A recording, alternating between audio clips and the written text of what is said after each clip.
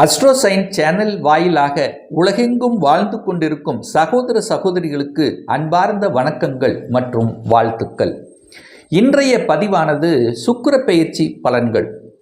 இந்த சுக்கிரன் என்பது பொதுவாக கலத்திர காரகன், திருமண காரகன் அப்படின்னு நம்ம சொல்லுவோம்.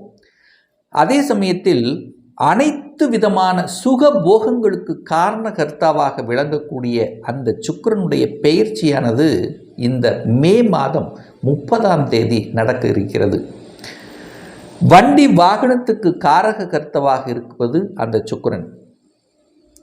ஜவுளி சம்பந்தப்பட்ட துறைக்கு சம்பந்தப்பட்டது, அனைத்து விதமான கலைத்துறைக்கு சம்பந்தப்பட்டது, அழகு, கலை, காவியம் சம்பந்தப்பட்ட, இசை சம்பந்தப்பட்ட துறைக்கு சொந்தக்காரர் அந்த சுக்கிர பகவான். அந்த சுக்கிரனுடைய பெயர்ச்சியானது இதுவரைக்கு காலச்சக்கரத்தினுடைய 12வது வீடான மீனத்தில் இருந்தார். இப்போ காலச்சக்கரத்தினுடைய முதல் வீடான மேசத்துக்கு பெயர்ச்சி ஆகிறார். ஸோ இப்படி பெயர்ச்சியாகக்கூடிய இந்த காலகட்டத்தில் என்ன மாதிரியான பலன்கள், சாதகம் பாதகங்களை பற்றித்தான் இந்த பதிவில் நம்ம டீட்டெயிலாக பார்க்க போகிறோம். அதற்கு முன்னால் நம்மளுடைய சேனலை நீங்கள் ஃபர்ஸ்ட் டைம் பார்ப்பவர்கள் என்றால் மறக்காமல் சப்ஸ்கிரைப் பண்ணிக்கிங்க. தனுசு ராசி அன்பர்களே, மே மாதம் 30ஆம் தேதி நடக்க இருக்கக்கூடிய சுக்கிர பெயர்ச்சியால் என்ன பலன், என்ன நன்மை, என்ன மாற்றங்கள் என்று பார்க்கும் பொழுது, இந்த தனுசுக்கு சுக்கிரன் யார் அப்படின்னா 6க்குரியவன். அதே சமயத்தில் லாபத்தை கொடுக்கக்கூடிய லாபாதிபதியான அந்த சுக்கிர பகவான் இப்போ 5ஆம் இடத்துல அமரப்போகிறார். அப்போ 5ஆம் இடம் என்பது பூர்வ புண்ணியஸ்தானம், பஞ்சமஸ்தானம், காதல் ஸ்தானத்தில் இப்போ சுக்கிரன் அமருகிறது.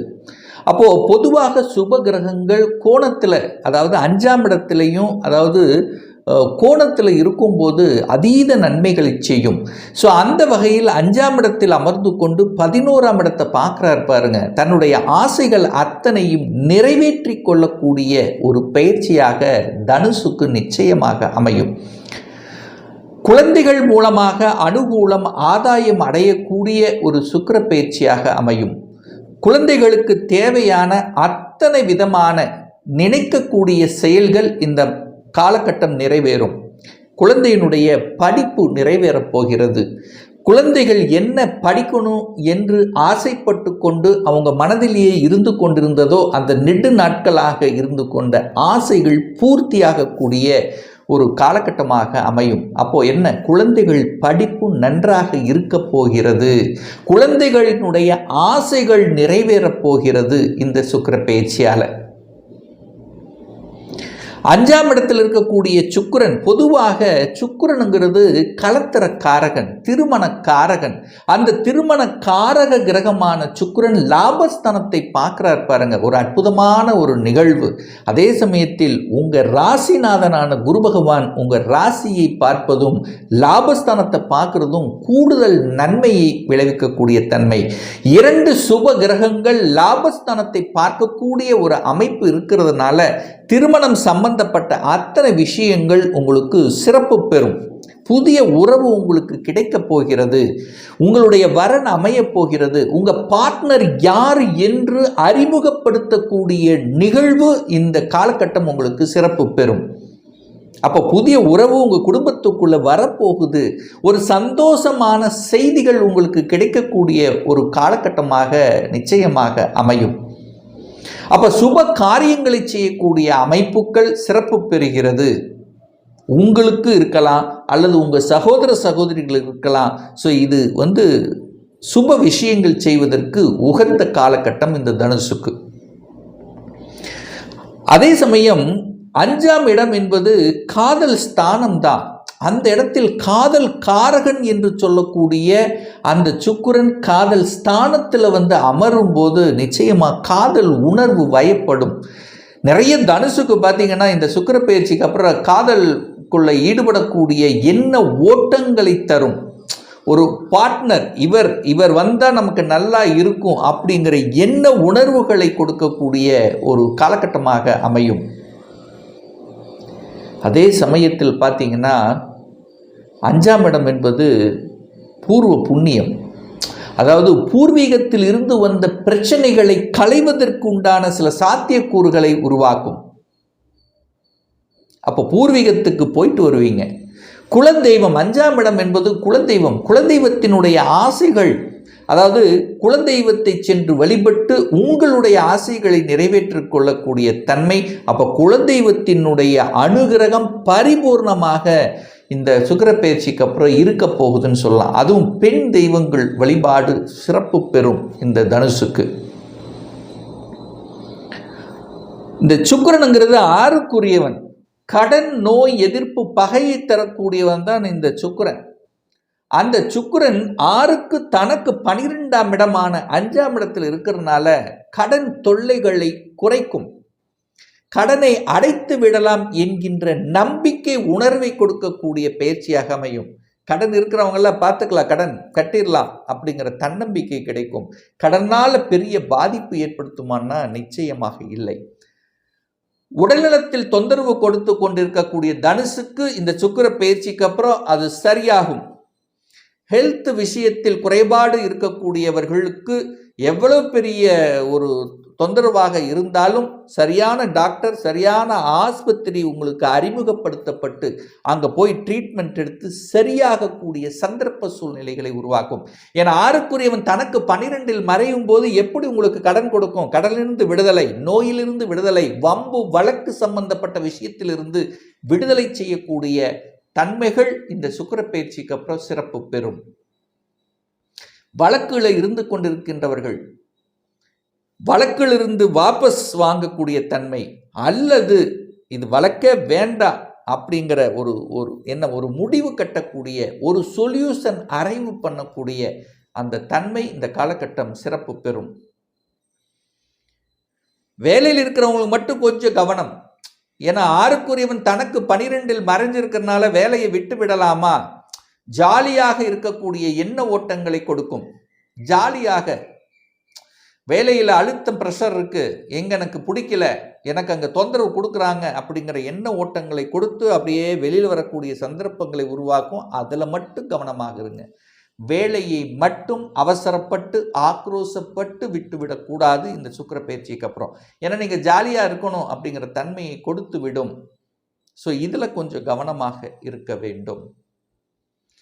மற்றபடி தொழிலில் லாபத்தை பெருக்கும், மதிப்பு கூட்டும். இதுவரைக்கும் தேங்கி கிடக்கின்ற பொருள்கள் அத்தனையும் விற்பனையாகும், வியாபாரத்தில் எழுச்சியை கொடுக்கும், புதிய புதிய யுக்திகளை கையாளுகின்ற தன்மை இருக்கும். ஒரு நல்ல நண்பர் உங்களுக்கு அறிமுகப்படுத்துவார் இந்த தொழில் அல்லது வேலை. அந்த நண்பர்களின் மூலமாக உங்களுக்கு அனுகூலம், ஆதாயம் உண்டு. அதனாலேயே ஒரு புதிய உறவு ஒன்று ஏற்படுத்தும். ஒரு பார்ட்னர்ஷிப் அமைச்சுக்கலாமா அப்படிங்கிற தன்மையை உங்களுக்கு உருவாக்கும். அப்போ நல்ல நண்பர், நல்ல உறவு உங்களுக்கு கிடைப்பதற்கான சந்தர்ப்ப சூழ்நிலைகளை நிச்சயமாக உருவாக்கும். இதில் எந்த மாற்று கருத்தும் கிடையாது. ஒரு சில தனுசு ராசி என்பர்கள் பார்த்தீங்கன்னா, ஏற்கனவே ஒரு வேலையில் இருந்தீங்கன்னா கூட இப்போ அடிஷ்னலாக ஒரு வேலைக்கு செல்லக்கூடிய தன்மை, அடிஷ்னலாக ஏர்ன் பண்ணக்கூடிய தன்மை, வேலையில் இருந்து கொண்டே ஒரு சைடில் ஒரு சொந்த தொழில் செய்வது மாதிரி சின்ன ஒரு முதலீட்டில் செய்யக்கூடிய ஒரு தன்மை உருவாக்கும். ஒரு சிலர் பார்த்தீங்கன்னா வேலையை விட்டு விட்டு ஏன் சொந்த தொழில் இறங்கக்கூடாது என்கின்ற எண்ண ஓட்டத்தை கொடுக்கக்கூடிய ஒரு காலகட்டமாக நிச்சயமாக அமையும். இதில் எந்த மாற்று கருத்தும் கிடையாது. கலைத்துறையில் இருக்கக்கூடிய அத்தனை தனுசு ராசி என்பவர்களுக்கும் உயர்வையும் புகழையும் கொடுக்கக்கூடிய ஒரு காலகட்டமாக அமையும்.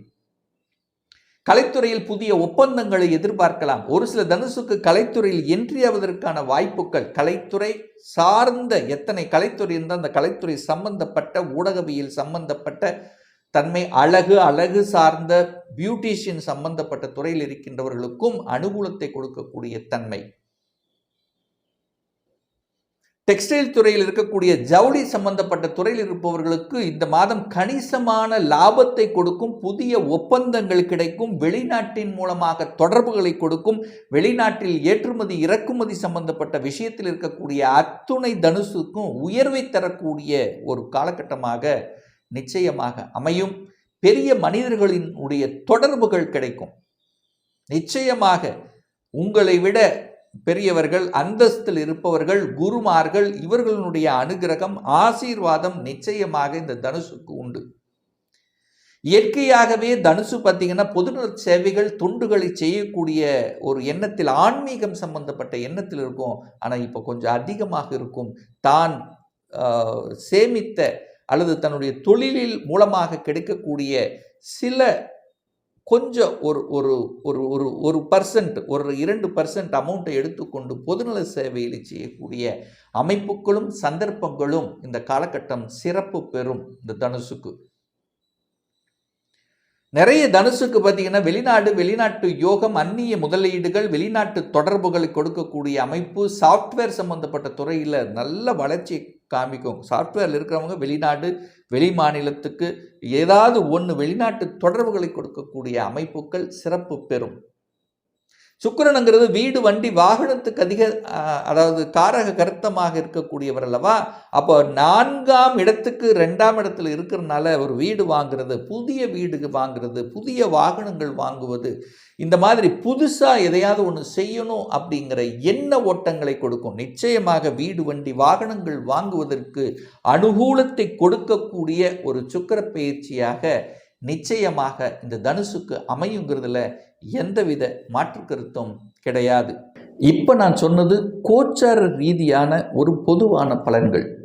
உங்கள் ஜாதகத்தில் சுக்கிரன் எப்படிப்பட்ட நிலையில் இருக்கார், எங்கே இருக்கார், என்ன ஆதிபத்தியம் பெற்றிருக்கு, எந்த கிரகங்களோட இணைவு பெற்றிருக்கு, சுப கிரகங்களினுடைய தொடர்பில் இருக்கா, பாவ கிரகங்களினுடைய தொடர்பில் இருக்கா, இப்போ என்ன தசாபுத்தி நடக்குது என்பதை பொறுத்து அதனுடைய பலன்கள் வேறுபடும்.